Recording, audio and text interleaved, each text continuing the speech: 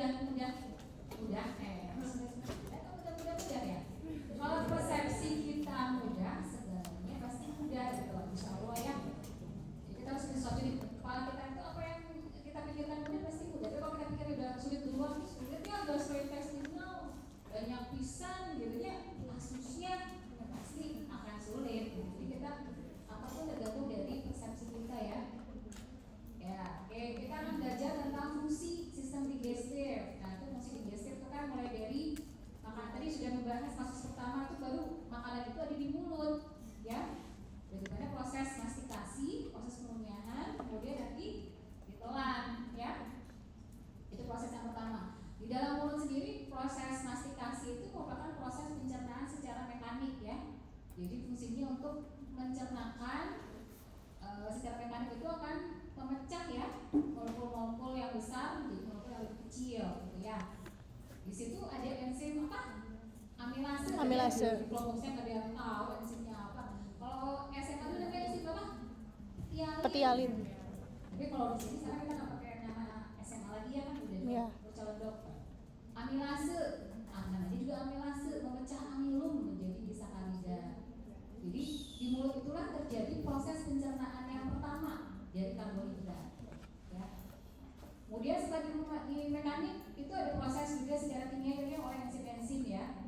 Nah, itu enzim itu dihasilkan di seluruh tubuh mulai dari mulut sampai kalau di usus halus ya, kalau usus besar sebenarnya sudah tidak ada proses pencernaan lagi, adanya proses absorpsi air. Sedangkan sebagian kecil ya, karena sebagian besar proses absorpsi itu sudah terjadi di usus halus. Nah, gini ayo Prian. Saya belum hafal yang lain-lain. Yang tingkat 2 kan kita tidak satu tahun ya kemarin kan. Insyaallah nanti ke depannya siap-siap dipanggil ya. Siap-siap dipanggil. Oh siap dipanggil. Kalau bermasalah, kalau yang bermasalah mah akan panggil, ngapain capek. Kemudian nanti akan prosesnya pertama adalah tadi ya proses mastikasi, deglutition atau proses penelanan. Kemudian nanti proses tadi makanan sudah mulai pecah ya karbohidrat. Nah nanti di lambung ada proses pemecahan yang pertama kali protein oleh enzim juga yang dihasilkan oleh sel-sel yang ada di lambung ya. Prinsipal sel dan prokaryota itu menghasilkan HCl. Itu prinsipal yang menghasilkan diaktifasi oleh HCl ya. Itu juga pelajarannya di SMA ya, cuma kita nanti lebih dalam sedikit ya dari proses itu. Kemudian nanti dipecah, didigesti ya, kemudian ada proses sekresi nanti. Nah ini yang langsung pegang ya prinsipnya kuncinya ya pada proses gastrointestinal itu. Jadi nanti setelah dipecah menjadi molekul, jadi diabsorpsi itu baru bisa dilakukan apabila telah dipecah menjadi molekul yang paling sederhana. Jadi nggak bisa kalau dalam bentuk disakarida itu nggak bisa. Jadi protein juga nggak bisa dalam bentuk peptida itu nggak bisa, apalagi tripeptid baru bisa diabsorpsi dalam bentuk asam amino. Nah setelah nanti pemecahan di lambung kemudian masuk ke usus halus. Nah di usus halus nanti ada duodenum, duodenum, ileum. Sebenarnya fungsinya berbeda ya. Kalau duodenum lebih banyak ke fungsi sekresi ya. Dia nanti ada saluran yang keluar ya dari pankreas. Pankreas bersama-sama dengan yang membawa bar itu nanti akan fungsinya itu mengemulsifikasi daripada lemak, karena lemak ini suatu substansi yang tidak larut dengan air sehingga dia harus harus didisperse dulu karena dia tidak larut dengan air, maka dia harus diemulsifikasi. Nanti saya ada gambar yang bagus dari baron ya, di disperse, kemudian nanti bisa dipecah menjadi molekul yang sederhana yang lebih kecil ya, kemudian dalam bentuk misel. Nah misel ini akan membawa lemak ke dekat permukaan. Nanti dari pankreas itu ada salurannya bersama-sama dengan bile ya. Pankreas itu membawa enzim-enzim pencernaan. Nah ini dia kan memecah makanan yang sudah masuk tadi ya, kimus, jadi makanan. Jadi awalnya bolus, setelah bercampur dengan enzim yang ada di dalam menjadi kimus. Kemudian kimus masuk ke intestinal, small intestine, usus kecil atau usus, kalau dulu istilahnya usus 12 jari ya.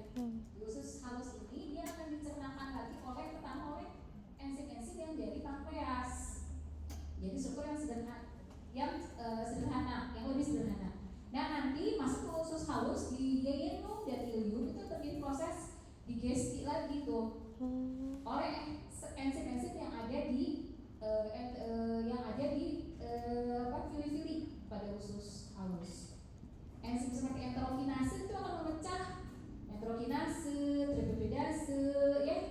Itu akan memecah molekul-molekul tadi substansi-substansi menjadi struktur yang paling sederhana menjadi monosakarida, asam amino dan asam lemak dan gliserol. Nah, itu dalam keadaan molekul yang paling sederhana itulah baru dilakukan absorpsi, terutama nanti terjadi di tadi kan di duodenum ya, di ileum. Makanya di ileum itu ada struktur papillary ya. Nah, itu ada sekumpulan daripada limfoid karena nanti dia fungsinya absorpsi, jadi bentuk pertahanan. Tadi saya tanya di mulut tadi apa proses defense mechanism kita ada nggak? Kamu makan segala macam di pinggir jalan, jadi ada di pinggir jalan ya, kalau di tengah jalan ketabrak. Pinggir jalan berbagai macam makanan, cilok, cimol tadi semuanya dari ci. Saya suka kalau datang ketemu di lift mama mana ciwe cimol, cilok lagi, cireng, cibai,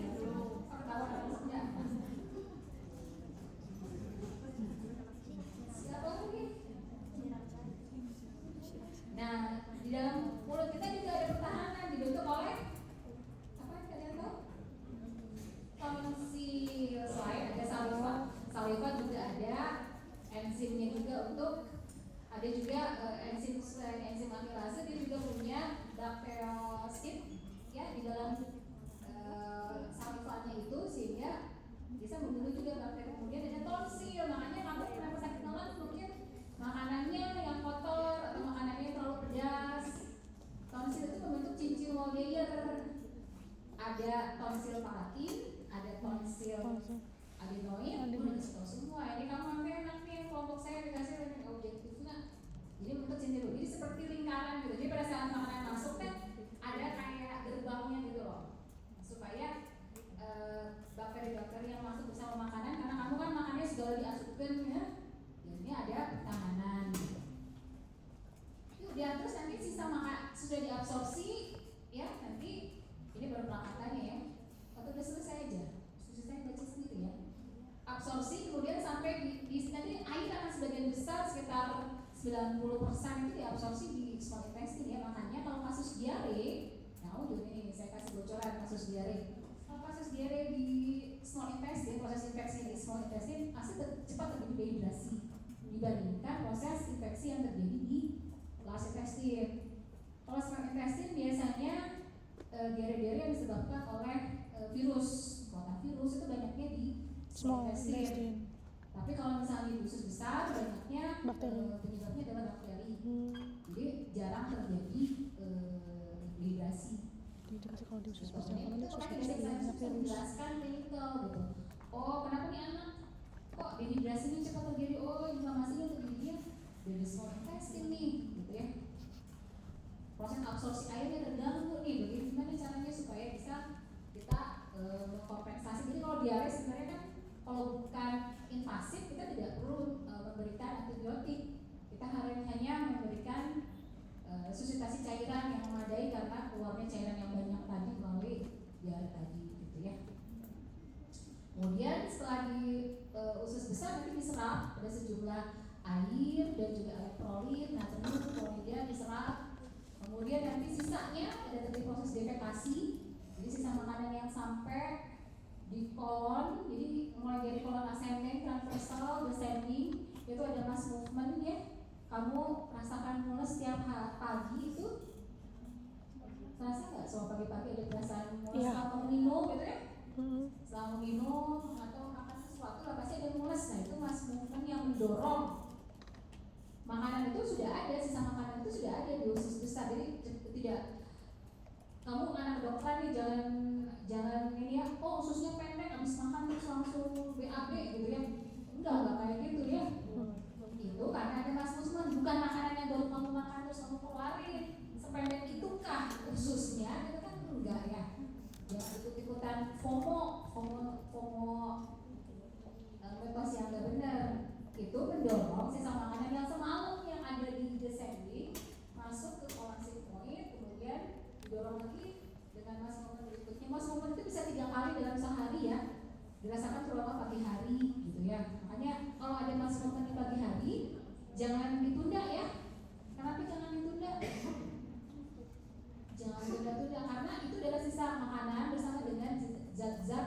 kimia yang kamu makan di dalam cimol, di dalam cireng, gitu ya. Nah, kalau kamu tunda, terutama kalau misalnya ada zat-zat kimia yang berbahaya, itu mengakibatkan mutasi. Mutasinya itu ada di epitel pelalihan. Kita tahu secara embryologi, udah belum embrio kemarin? Belum ya? Mau masuk dong. Kita ingat gastrointestinal itu terbentuk dari tabung ya, dari foregut, midgut, dan hindgut. Itu yang ininya ya, yang endodermnya. Nah nanti kan tabung nih, nanti ada peralihan dari ektoderm yang akan terpecah ya, yang akan memecah masuk, jadi akan nyambung dengan endodermnya. Itu ada peralihan, dari situ epitelnya peralihan. Nanti kamu lihat pada PA ya, sama di PA itu nanti akan di histologi akan terlihat. Kalau PA mah kelainan ya, cancer kolorektalnya ya.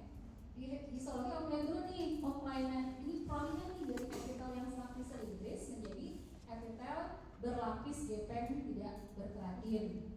Di situ ada peralihan, di situ sangat rentan kalau terjadi misalnya ada virus ya, ada zat kimia, itu sel-selnya mudah mengalami proliferasi sehingga bisa terjadi keganasan gitu. Makanya jangan menunda buang air besar. Ya, pagi-pagi udah, kadang kan suka habis sebelum ini ya, kok takut terlambat gitu ya, sebelum kuliah ada keinginan buang air nanti aja gitu ya.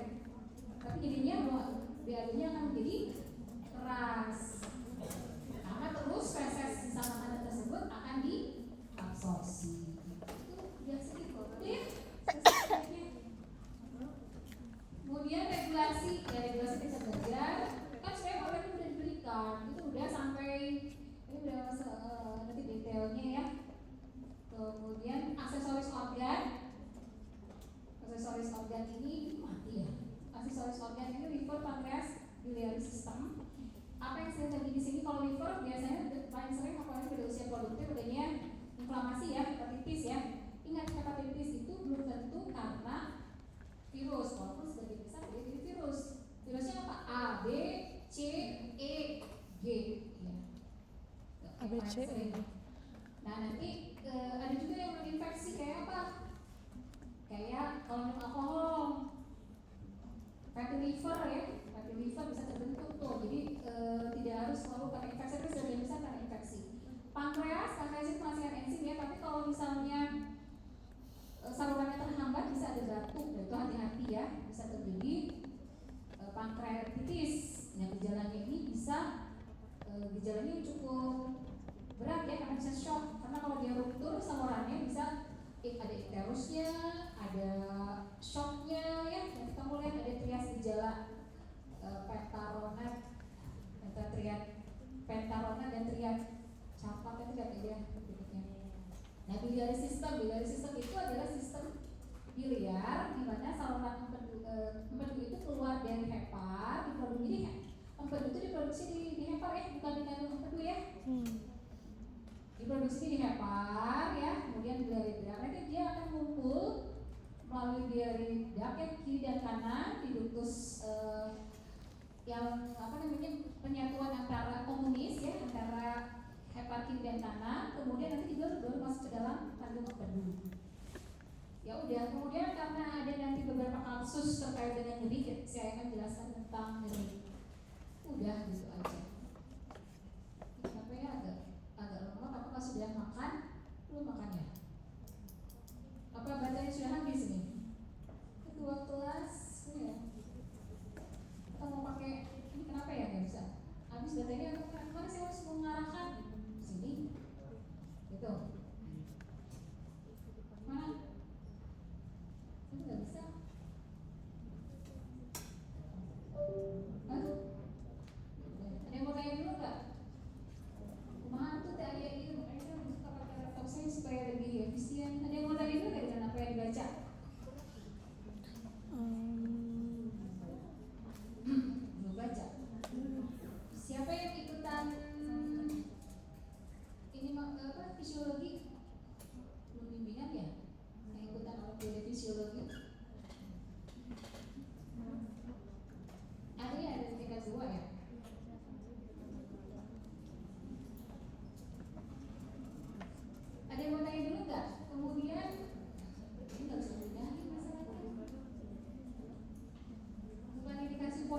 masing-masing angkatan ya, kemarin kata Ibu Buadet.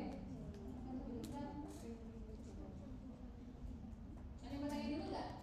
Kemudian struktur dari gastrointestinal itu lapisannya itu strukturnya secara utama itu cuma terdiri dari 4 lapisan ya. Yang paling dekat dengan lumen itu selapis cilindris ya. Bisa. Coba. Saya kemana sih dia? Tapi sih belum bisa. Gimana sih itu teh?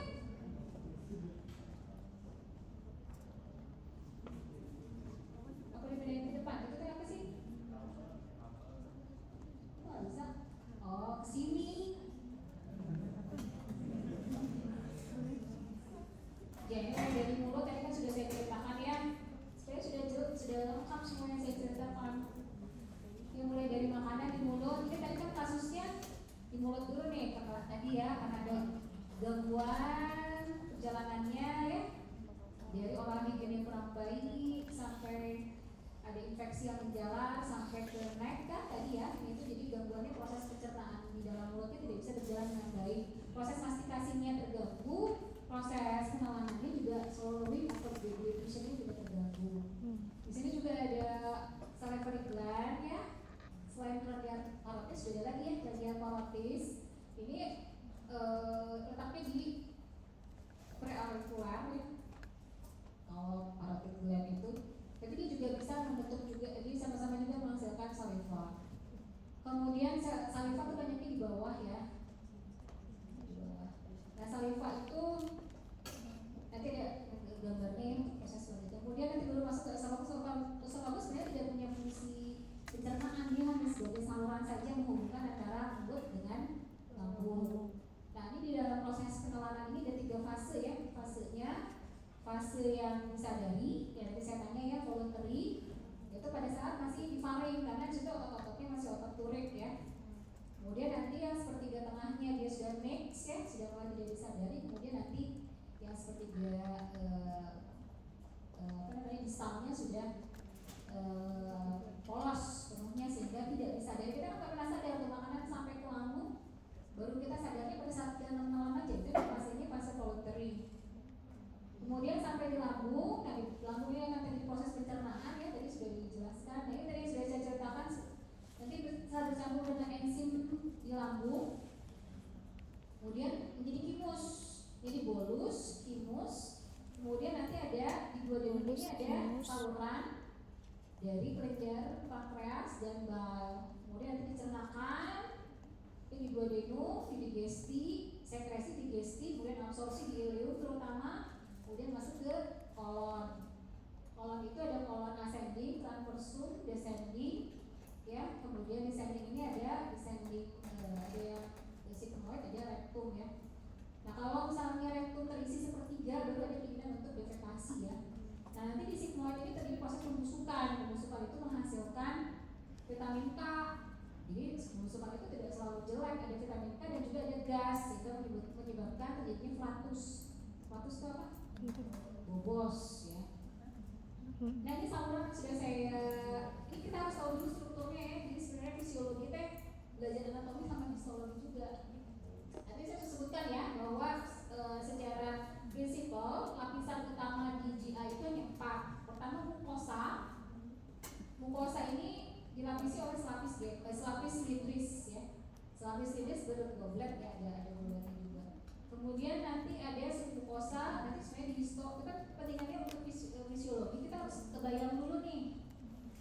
Oh di sini yang paling dekat dengan ini ada selapis cilindris. Kemudian nanti ada muskularis. Muskularis ada 2, kecuali di lambung itu ada 3 lapis. Ada yang obliknya. Kalau yang struktur gastrointestinal yang lain itu hanya 2, sirkuler sama yang itu dina. Kalau sirkuler nanti menyebabkan gerakan melumatkan ya. Kalau peristaltik menyebabkan kalau yang longitudinal menyebabkan gerakan peristaltik. Kemudian terakhir nanti baru lapisan serosa. Nah, untuk organ di gastrointestinal ini ada yang terletak intraperitoneum, ada yang terletak ekstraperitoneum. Kalau yang terletak intraperitoneum, di dalam peritoneum tahu nggak lapisan yang melapisi rongga abdomen kayak Dera, oh belum juga ya sistem PSP ya. Semester ini kamu kayaknya bertemu dengan saya terus ya, PSP juga. Nah, sumbernya bukan saya isu ini.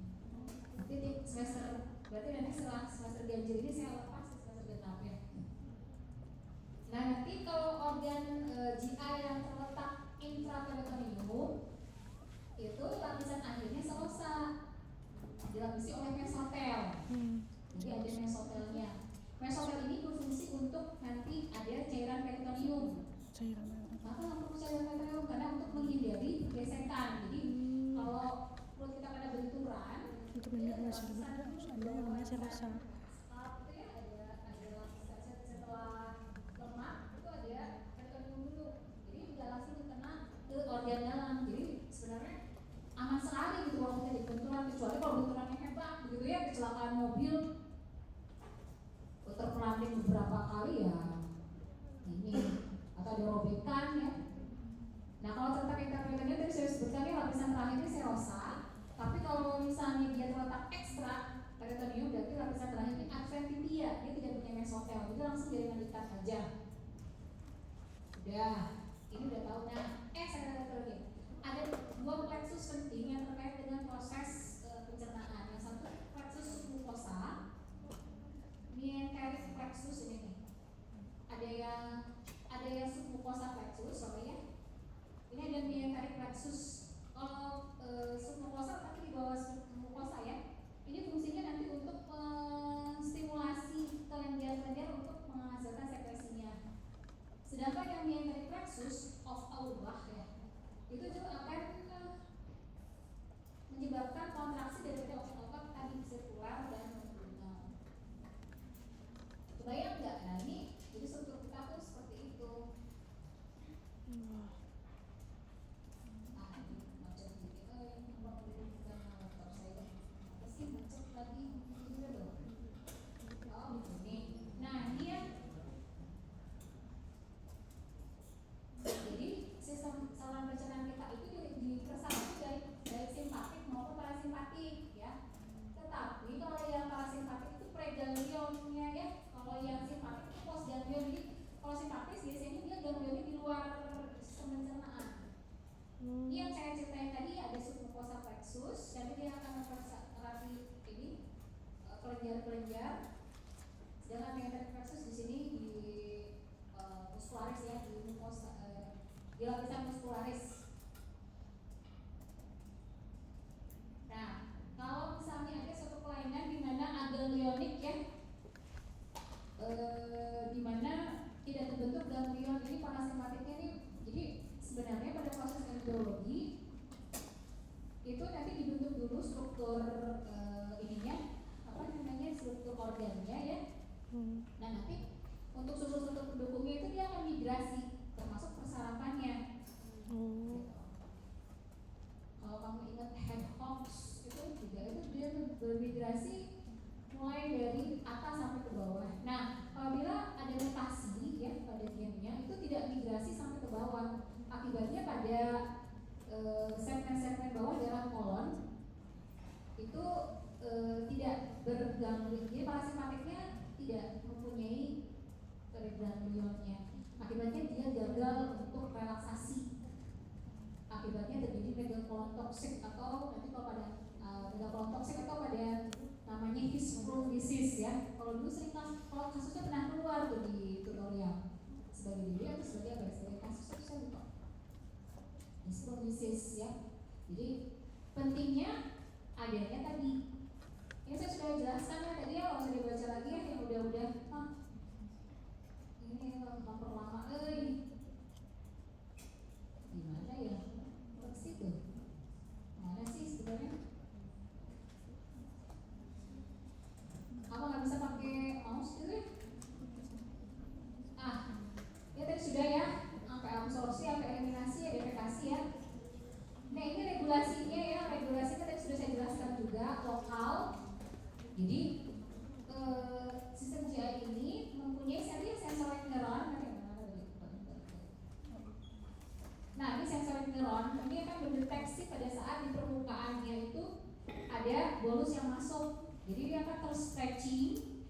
kan dibaca oleh sensorik neuron ini dibawa ke plexusnya sehingga jadi stimulasi apakah nanti kontraksi atau relaksasi ya.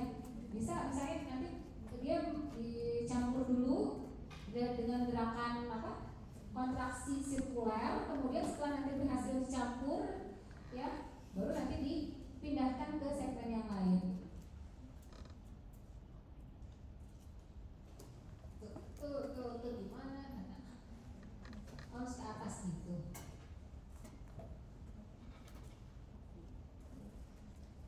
Ini memperlama ya.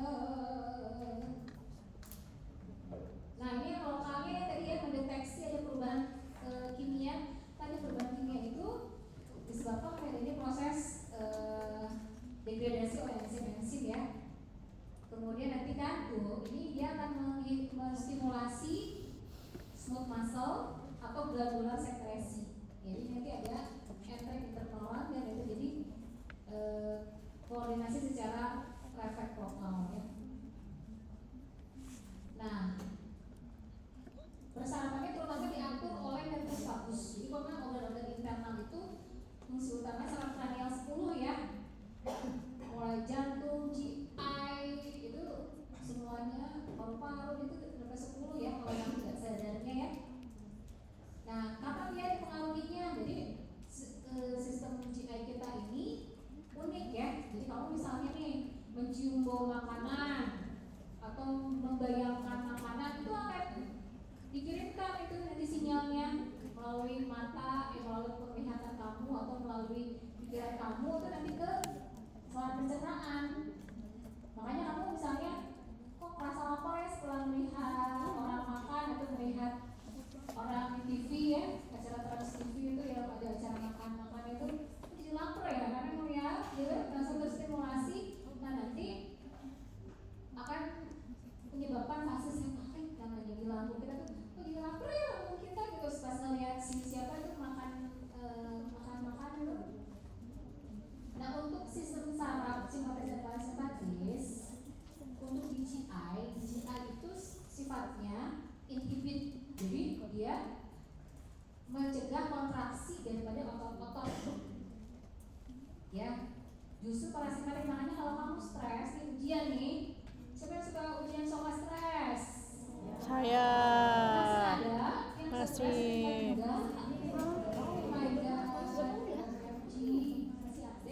stres. Itu stres dari kamu sendiri, ujian apa sih baik? Ya kamu sendiri itu teh kamu terlalu overthinking, wah Iya. saya ini dokter dokter Pit gitu ya. Pikiranku nanti saya punya vitamin ya udah nanti kamu sendiri gitu teh. Sama kayak kamu di skripsi itu nanti dia udah mulai bikin ini ya usaha penelitian, kamu tuh banyak terlalu dipikirin daripada dikerjain. Ya prinsipnya udah ada apa kerjain walaupun hanya satu halaman, setiap hari cicil satu halaman gitu.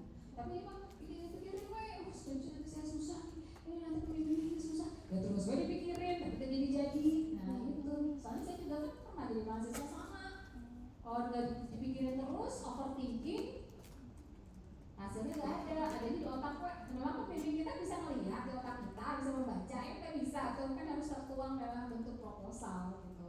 Misalnya yang bikin proposal ya kita di semester depan jangan terlalu banyak dipikirin tapi dikerjain. Kemudian pengaruh kimia yang lain itu ada pengaruh hormon. Jadi nanti ada hormon gastrin khususnya di gaster ya. Gaster itu ada sel G yang menghasilkan hormon gastrin. Nah, hormon gastrin ini mempunyai kemampuan untuk bisa menstimulasi sel parietal, sel-sel yang lain untuk meningkatkan sekresinya. Jadi kalau misalnya fagotomi sekarang lagi ngetren ya, fagotomi yang ini kamu harus tahu tuh dokter petong ada keluar karena laptop. Harus tahu sekarang artis lagi tren fagotomi itu ya itu salah satunya nanti bagian segmen bawah daripada gasternya dipotong, terutama yang nanti gasternya yang menghasilkan sel G-nya yaitu di bagian bawah, biasanya di pilorik atau di sambung ya. Nanti nggak akan ini, jadi pencernaan protein kita ini dibuang aja gitu, nggak bisa diabsorpsi kan. Tadi kan syaratnya ya protein harus degradasi dalam bentuk yang paling sederhana. Kalau dia dalam bentuk peptida ya akhirnya dibuang-buang aja, dia intinya kurus. Dia terjadi pada Mellitus Slow misalnya. Iya. Ada yang sudah Mellitus Slow. Kemudian ada histamin. Kalau histamin ini sel tetangga sebenarnya seperti yang sel tetangga. Jadi menghasilkan parakrin, dihasilkan oleh sel parakrin menghasilkan histamin. Gini contohnya di gaster itu ada sel parietal, tapi ada enteromorphin like cell. Enteromorphin like cell itu sel tetangga di parietal. Nah, kalau ada suatu stimulus, dia bisa menghasilkan histamin untuk stimulus tetangganya si parietal untuk menghasilkan HCl gitu. Berarti kalau HCl meningkat apa? Ya kalau ada substratnya, mungkin kamu boleh katakan kalau ada substratnya, nanti kan kita belajar juga praktikum. Proses pencernaan itu harus ada substratnya. Substratnya itu yang akan kita cernakannya ya, berarti ya proteinnya harus ada, zat makanannya harus ada enzimnya, harus dalam keadaan yang optimal gitu. Nah kalau kamu nih telat makan, tapi HCl-nya terus diproduksi, ada nggak substratnya? Tidak ada. Terus dia mau mencernakan apa? Iya, lama-lama awalnya kamu mungkin kuat, lapisan naungnya nih masih muda-muda, tapi terus tererosi, apalagi dia merokok. Siapa yang merokok sih? Katakan, saya pernah lihat yang merokok di depan nih. Ini yang udah ganteng-ganteng pakai seragam gini, masa merokok kayaknya enggak gitu ya. Siapa sih merokok? Rokok, alkohol ya. Stresnya gak akan hilang, menambah masalah dengan alkohol, narkoba, merokok mah masalahnya selesai itu nambahan, paru-paru kena, lambung kena, udah ya. Ya jadi nambahin masalah bukan menyelesaikan masalah ya. Kamu belajar jadi udah dewasa ini kamu tadi saya panggil yang di kelompok saya udah masuknya boy atau man, girls or woman. Woman, it means you have to think as an adult, bukan adolescent lagi ya, adult ya, bukan teenager. Ya, jadi kalau berpikir dewasa kan harus berpikir efek, side efeknya apa, berpikirnya baik buruknya apa, gitu kan? Positifnya banyakkan yang mana, negatifnya yang mana gitu. Kan sudah dewasa. Nah ini sama sih ya tadi ya, sebenarnya ini sama aja nih. Semua dari berbagai buku ya, jadi makanya 170 slide itu dari berbagai buku. Kebetulan saya pernah ada yang punya Elsevier ya. Saya kalau kamu pakai akses medicine ya, karena saya punya Elsevier. Jadi karena saya pernah beli buku itu dia punya ininya.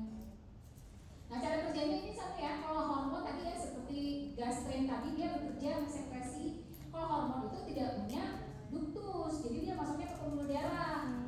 Misalnya gastrin itu enggak masuk dulu ke pembuluh darah nih, baru nanti dia menstimulus sel parietal atau sel prinsipal gitu.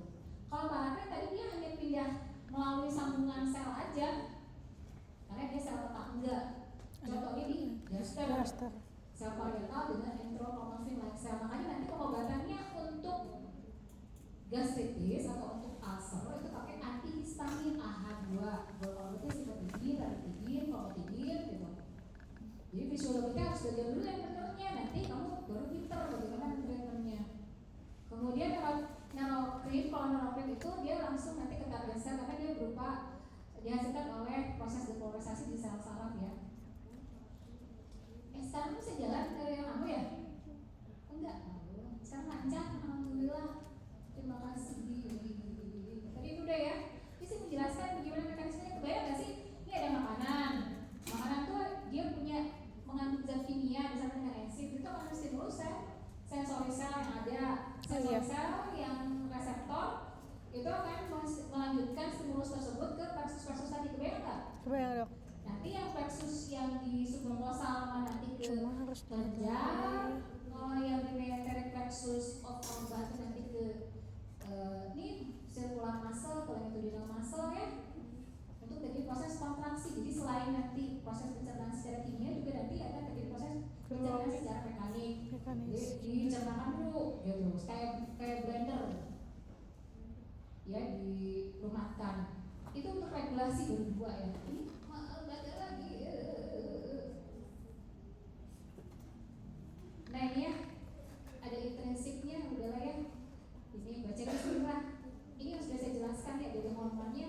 Kalau intrinsik berarti dari pengaruh lokal. Nanti gaster juga ada pengaruh lokal pada saat makanan sudah ada di gaster itu menyebabkan nanti fase gaster, fase gastrik, di mana tadi proses pencernaan yang optimal di situ. Tapi kalau masih fase sefalik, masih pengaruh eksternal, extrinsic autonomic nerve ini. Pada saat membaui makanan, mencium makanan, membayangkan makanan, itu nanti dari nervus vagus, efferentnya baru nanti ke lambung. Tapi itu fasenya hanya sekitar 10% ya, jadi tidak sampai 20% ya. Jadi pada saat itu 20% dihasilkan enzim-enzim pencernaan. Makanya pada saat itu kita lambungnya kok merasa perih ya, kok merasa pengen makan ya, karena itu. Nah ini fungsi daripada, ini sebenarnya tadi ini kasus yang pertama ya, jadi fungsi daripada organ-organ di oral cavity. Jadi organ di oral cavity kita kan ada gigi ya, ada lidah dan jaringan periodontal. Kalau ada objek rendah lagi. Nah gigi itu ya ada fungsinya. Gigi kan udah tahu ada tipe, ada macam ya. Kemudian ada sebenarnya ada struktur cheek, lips, kemudian salivary gland, ada tang juga ada ekstrinsik, ada intrinsik. Kalau ekstrinsik itu untuk menggerakkan lidah keluar ke dalam ya. Ini oleh nervus berapa? Hipoglossa 12. Kalau intrinsik dia merubah, jadi lidah kita bisa jadi kecil, jadi apa? Jadi menciut gitu ya. Itu pakai intrinsik. Kemudian ada lingual gland. Walaupun sebenarnya dalam buku ada yang perdebatan ya, lingual fase itu belum bekerja sebenarnya di mulut, baru bekerja pada lambung katanya ya. Kemudian ada gigi yang tadi sudah dibahas ya, ada gigi taring, ada gigi seri, ada gigi geraham, ada premolar, ada molar, ada geraham, ada premolar, molar ya. Nah ini kan gigi-giginya. Nah ini sudah baca aja sendiri ya. Ya yang disebut gingiva atau gingivitis. Jadi kalau karies giginya itu tidak dibersihkan ya, dan yang karies yang akibat sisa makanan, akibatnya terbentuk karies. Lama-lama karies terbentuk gingivitis juga, karena nanti terutama di bagian bawah yang warnanya coklat-coklat, bisa karena makanan anjing, bisa karena obat-obatan juga ya. Ini nanti baca aja ya. Nah ini tadi yang palatin, yang tonsil tadi ya, yang sudah saya jelaskan ya, palatin itu sebagai garda pertama makanan pada saat selain saliva ya, saliva itu kan mengandung bakterisid tadi ya, itu garda untuk ini. Kemudian mastikasi, sekarang yang penting proses fisiologi dan mastikasi ya, mastikasi atau mastication. Jadi pada saat mulut masuk ya, ini ada ya, jadi ini baca aja ya. Pada saat ada makanan masuk ke dalam oral cavity, ada analisis sensorik, ada mechanical proses, ada lubrikasi, ada proses digestif yang terbatas ya. Jadi tadi sudah saya jelaskan juga ya, ini di analisis dulu nih, makanannya apa nih. Saya penelitian saya dengan tahun 2020 ya, 2020 apa sih 2021 itu tentang proses mastikasi. Jadi dengan proses mastikasi, berapa kali kita harus ngunyah yang baik? 33. Ya semakin banyak kita mengunyah, dari hasil penelitian saya terbukti untuk ini penelitiannya pada mahasiswa yang disuruh makan nasi, kemudian disuruh mengunyah lebih banyak, ternyata kadar gula darahnya bisa rendah. Itu bisa menjadi prevent, mencegah untuk orang-orang yang diabetes mellitus. Jadi gimana orang-orang yang diabetes mellitus itu harus mengunyah lebih banyak, lebih lama. Biasanya kamu am-am jeblok ya, am-am jeblok gitu ya, karena waktunya terbatas. Ternyata dengan mengunyah lama itu membuat kadar gula darah kita menjadi lebih stabil. Jadi untuk orang BM bisa kita sarankan untuk mengunyah lebih lama ya. Kalau giginya ompong gimana? Itu bisa jadi, ini gigi ya, nomenklatur ada tugas ya, nomenklatur gigi, silahkan nanti dibahas.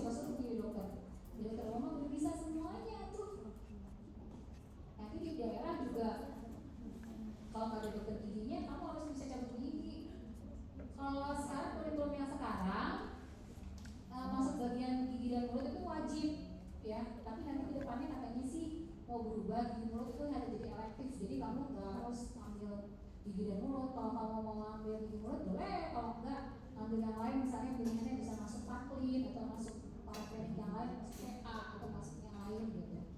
Tapi menurut saya sih kalau mau kerja di lapangan lebih bermanfaat bangsa gigi gitu ya, bangsa Paklin, karena nanti kita menangani pasien langsung.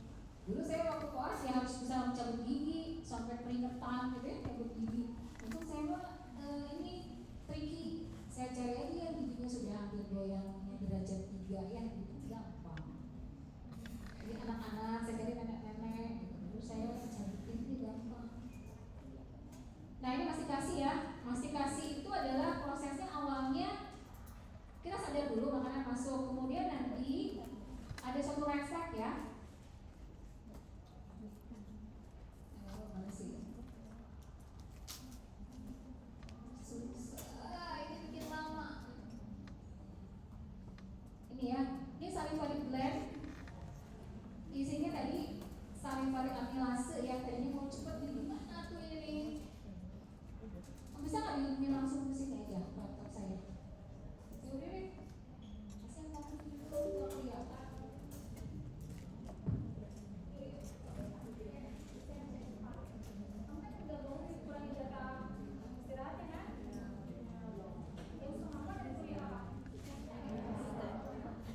Ini kayak